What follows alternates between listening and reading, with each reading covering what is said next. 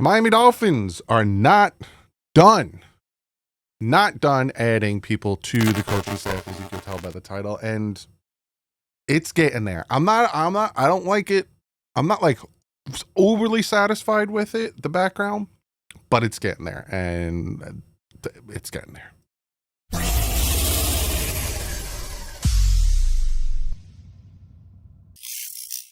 What is up, Finn fans? Depending on when you're seeing this, so I'm recording this the day that they signed him.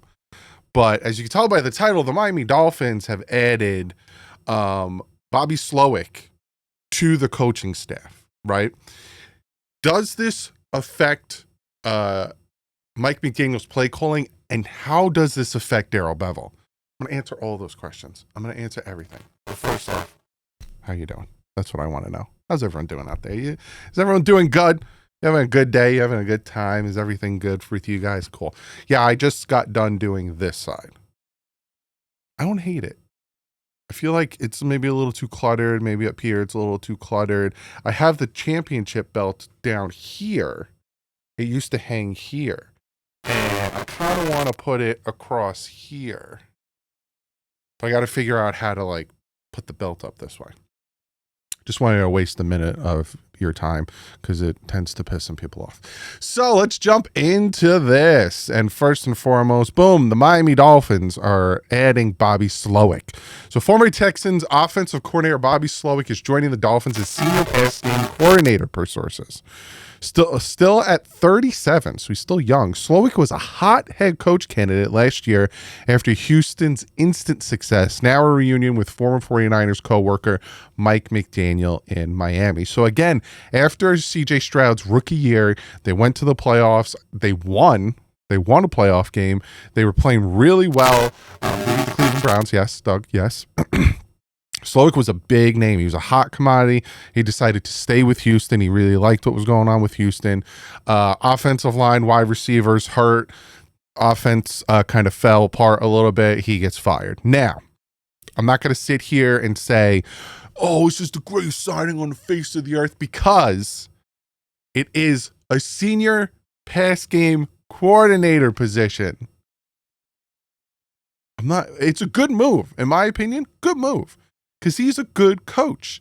You look at what happened with last year in Houston. Obviously, he got fired.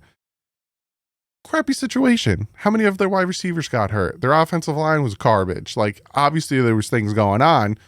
I do like the signing because of his position and because of his familiarity with Mike McDaniel. But, big, fat, ugly, pimply butt.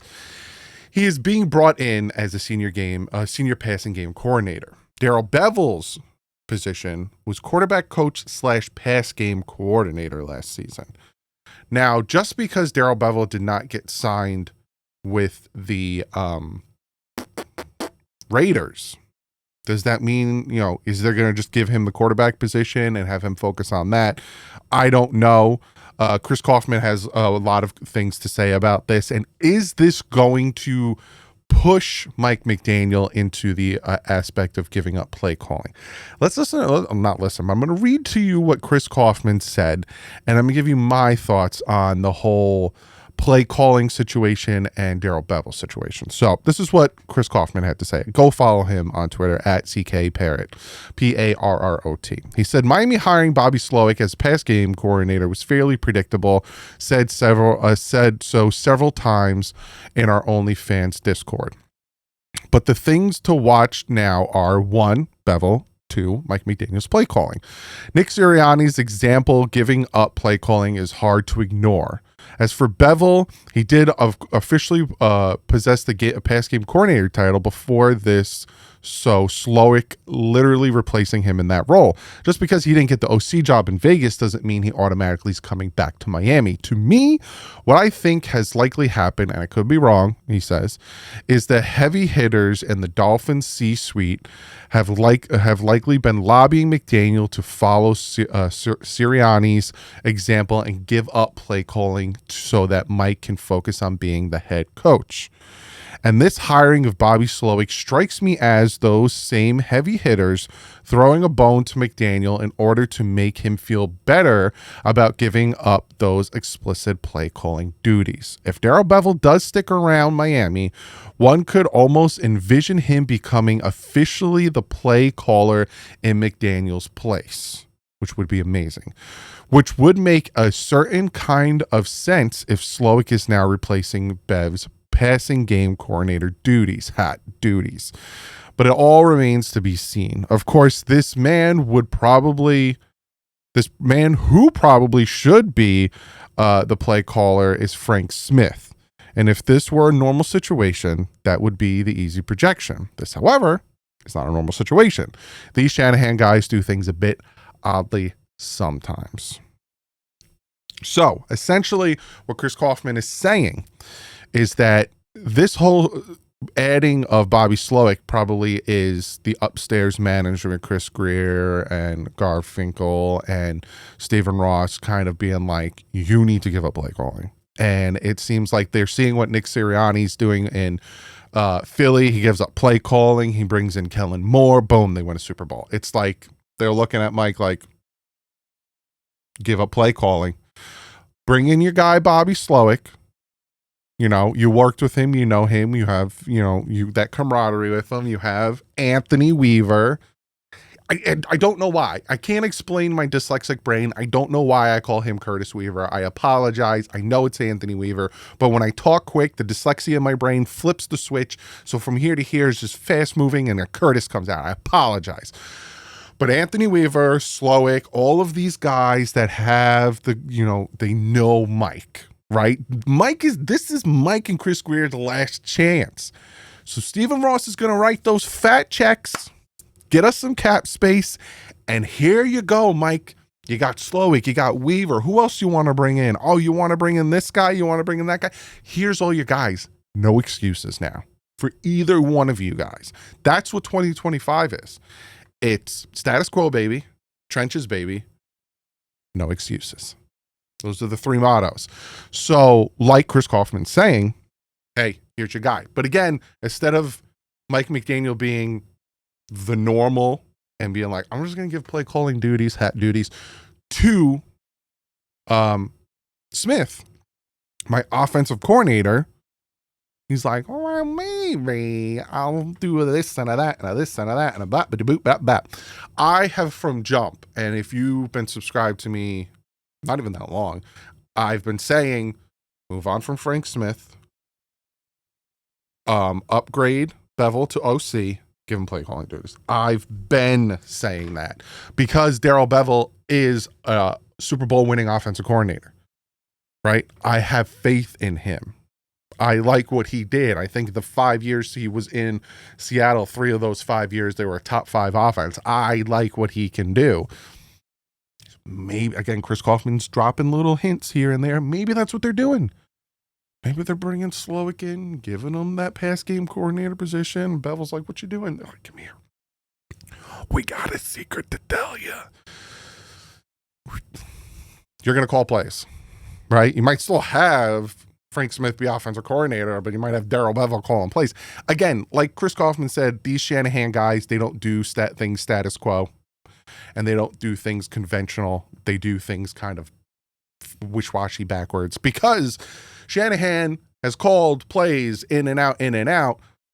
When Mike McDaniel officially became the offensive coordinator, he wasn't calling plays. It was a Frank Smith situation, even though Shanahan came out and said, oh, he would help me and he would call things once in a while and blah, blah, blah. When he was the run game coordinator, he would, scheme runs and all that stuff. So the Shanahan guys, like Kaufman said, don't do things status quo, don't do things conventional. So the Slowik hiring, and I think we have another Slowik on this team. Ryan Slowik. Yeah, Bobby Slowik and Ryan Slowik. We have the Slowik brothers on the team, defensive back / pass game specialist.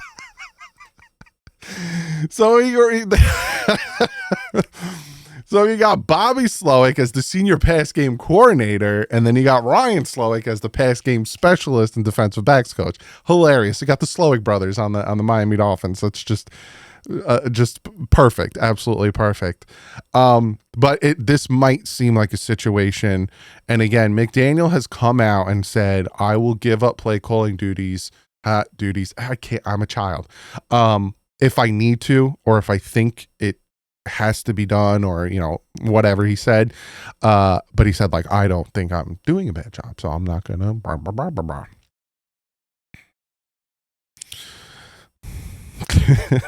Dude, just give it up, man. And here's my thing, and I've talked about this before.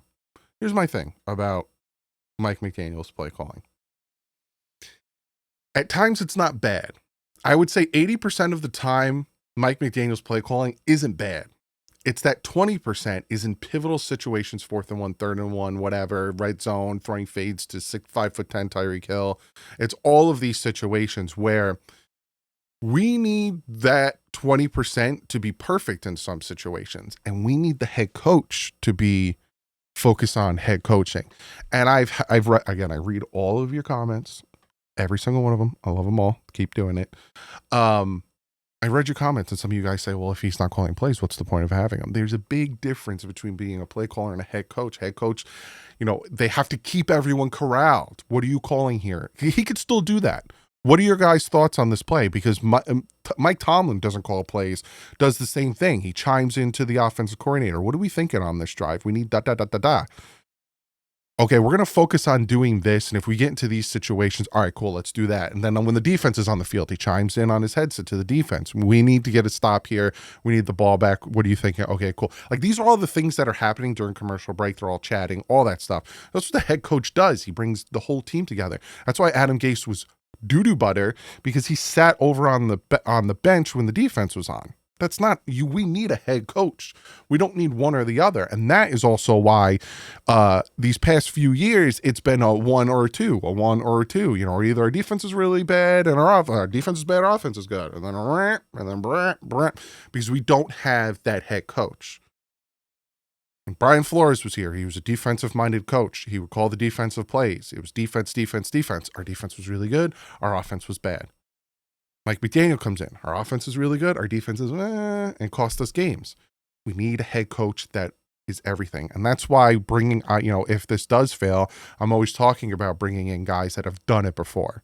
Guys like Spagnuolo. I think he's kind of getting up there in age, and I don't know if he'll do it. But guys like that have done it before, that have been there before, so they know how to well-rounded do it. Or you look at Harbaugh, he was a special teams coach before he became their head coach in the Baltimore Ravens. I don't know why it took so long. Darren Rizzi is probably going to be a very good head coach. He was a special team coach. You look at Dan Campbell. He was a tight end coach. So, you want that well-rounded coach. So we'll see. We'll see if he gives up play calling. We'll see how this all pans out. We'll see, is bringing in Bobby Slowik and making him one of the positions that Darrell Bevell is going to affect things. And is this a domino to bigger and better things? I don't know. Again, if you guys know me, I'm this season, I'm just very we'll see what happens. But one of you guys on Twitter asked me, does this move the needle for me? Slightly. Like, you ever drive and then obviously now there's no needles. Like, I have a 2025 Chevy Silverado, and there's no needles anymore. It's all digital. But my first ever car was a 1989 Pontiac Firebird, and I love that thing, and I worked on it, so I had the speedometers and stuff. When you're driving, sometimes you'll see something out of the corner of your eye, and you'll look down. You're like, and sometimes your gas will just go, but you'll see it at your prefs, and you're like, what's that? Does something move? That's what this move did. It was just a you're like, what? I'm going off on tangents. I'll see you guys tomorrow. We're going to start looking at the cap space. I am also going to have a special guest on. We're going to rank NFL quarterbacks off the 2024 season, so not their career, just the 2024 season. So I got a lot planned for this week, and then we go into free agency more. We go into a lot of stuff. I might talk about the AFC East. I might do that. I might do AFC East where the AFC East stands going into free agency, something like that. But comment below. Let me know what you guys think, and I'll see you tomorrow. But like usual, stay classy and fins up.